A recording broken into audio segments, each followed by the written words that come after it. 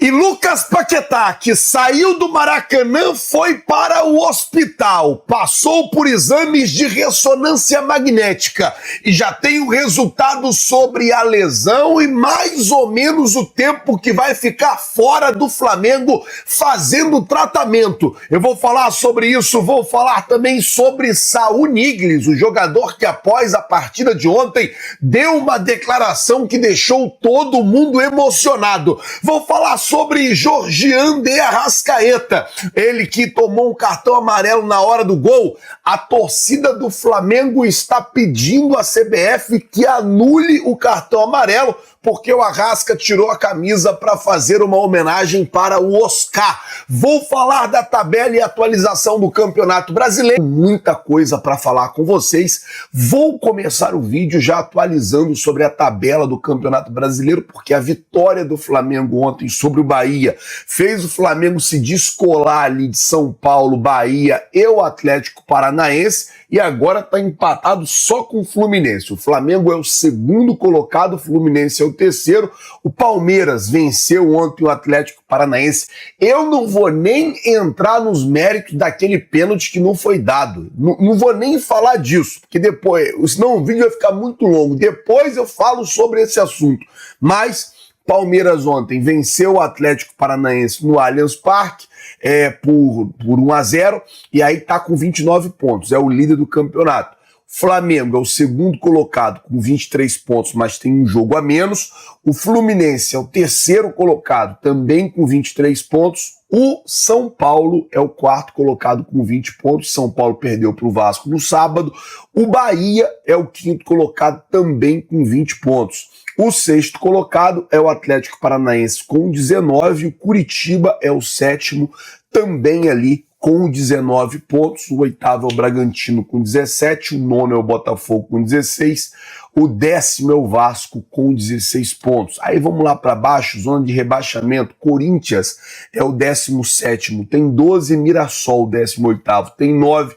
Remo, 19º, tem 8. E Chapecoense é o 20º colocado do campeonato, também tem 8 pontos. Tá assim, né, a tabela do Campeonato Brasileiro, pelo menos no término dessa 12ª rodada. E aí, quero falar um pouco do jogo de ontem, porque a torcida do Flamengo está fazendo um movimento muito grande nas redes sociais, pedindo à CBF para que a CBF haja com bom senso e anule o cartão do Georgian de Arrascaeta. Por quê? O que acontece? Óbvio, o juiz ele aplicou a lei, ele aplicou a regra ali, tirou a camisa, tem que tomar cartão amarelo. Só que existe uma questão, ou deveria existir uma questão de bom senso, pelo menos nesse caso. O Arrascaeta não tirou a camisa para fazer uma comemoração. Ele tirou a camisa para fazer uma homenagem. Ele tira a camisa ali e ele faz uma homenagem ao Oscar, que não foi só um ídolo do Flamengo, foi um ídolo do esporte brasileiro.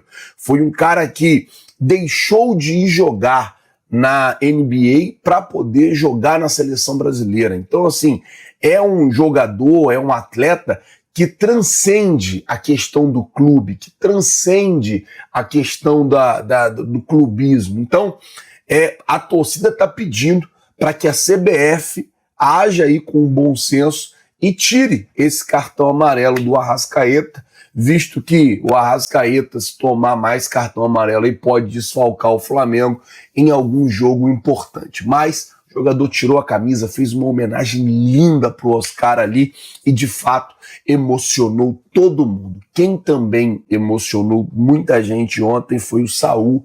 E assim, cara, eu já quero aproveitar aqui para poder desejar força pro Saul. O Saul ontem, assim que acabou o jogo, ele deu uma entrevista e ele falou sobre a situação do filho dele, que está internado no UTI, cara. E assim, ele falou, olha, eu tô com meu filho no UTI e mesmo assim eu pedi para estar aqui para poder jogar. E assim, isso mostra duas coisas: amor pelo futebol e comprometimento com o Flamengo. O Saul tá 4 meses fora. Se ele ficasse mais uma semana, mais 2 semanas fora, não ia mudar absolutamente nada. Mas o jogador entende que ele precisa estar ali, ele precisa daquele ambiente, ele precisa daquela atmosfera, ele precisa daquilo, sabe? Ele precisa,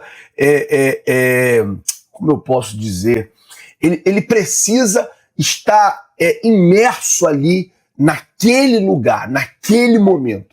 E aí o cara entra no campo, no primeiro toque que ele dá na bola, ele escora, o Paquetá vem e faz o gol. E assim, isso é muito legal. E eu aproveito aqui o espaço, é claro, para desejar muita força para o Saul, desejar que o Saul, que o filho dele, se recupere o mais rápido possível, e já convoco a nação também para você orar, rezar, pedir aí ajuda. Eu não sei no que você acredita, mas pedir para que Deus, para que a criança do Saul recupere o mais rápido possível e que ele fique bem, né? O mais rápido possível. E aí a gente pode ter no Saul uma história muito parecida com a do Everton Ribeiro. Não sei se vocês vão lembrar que o primeiro filho do Everton Ribeiro nasceu, aí teve uma complicação, o Everton Ribeiro não vinha muito bem, e aí a torcida abraçou o Everton Ribeiro de um jeito, cara. O Everton Ribeiro, o garotinho recuperou, e o Everton Ribeiro começou jogando, começou, assim, sendo um jogador diferenciado que e a história linda do Everton Ribeiro no Flamengo, tanto que ontem eu vi uma coisa que, eu não sei, eu nunca tinha visto. A torcida do Flamengo gritar o nome do jogador do time adversário. O Everton Ribeiro, quando saiu, a torcida cantou Everton Ribeiro, o cara saiu aplaudido, assim, mesmo jogando na equipe adversária. Então isso é respeito, isso é trajetória, isso é um caminho que você constrói ao longo de anos. E tudo isso aí faz parte disso, né? Então, torcer para que o Saul se recupere aí, e que o filho dele, na verdade, né, se recupere e fique bem o mais rápido possível. Inclusive, a entrevista em que o Saul fala sobre a situação do filho dele tá lá no canal Redação NIM, você pode ver, eu tô deixando aqui no comentário fixado na descrição o link tanto da coletiva do Leonardo Jardim como da Zona Mista ali, o Saul falando sobre a questão do filho dele. E vamos desejar força e torcer para que fique tudo bem. Bom, antes de eu falar sobre a situação do Lucas Paquetá, que durante a madrugada passou por exames e já saiu o resultado, e a gente já tem mais ou menos ali uma perspectiva de quanto tempo o Paquetá vai... Bom, vamos mudar o assunto, falar agora sobre Lucas Paquetá. Por quê? Paquetá ontem ali no segundo tempo, do meio para o final do segundo tempo, ele sentiu, e no momento em que o Paquetá sentiu, ficou todo mundo muito preocupado, ficou todo mundo meio que em sinal de alerta, todo mundo bem assim, poxa, o que aconteceu com o Paquetá? Será que aconteceu alguma coisa grave? Será que, sei lá, alguma coisa mais grave, alguma coisa mais séria aconteceu com o jogador? Principalmente porque muita gente pensava que ele tinha machucado o joelho, só que não foi o joelho, foi o tendão da coxa. O Flamengo soltou uma nota, eu vou ler a nota. Após deixar o campo com dores na perna esquerda na vitória por 2-0 do Flamengo contra o Bahia, o meia Lucas Paquetá foi submetido a exames clínicos de imagem ainda no início da madrugada desta segunda-feira. O resultado não apontou lesão no joelho, ou seja, tirando uma preocupação, porque joelho a gente sabe como é que é, às vezes é ligamento, aí tem que fazer cirurgia. O processo de recuperação é um processo demorado. A ressonância magnética indicou um edema no tendão da coxa esquerda.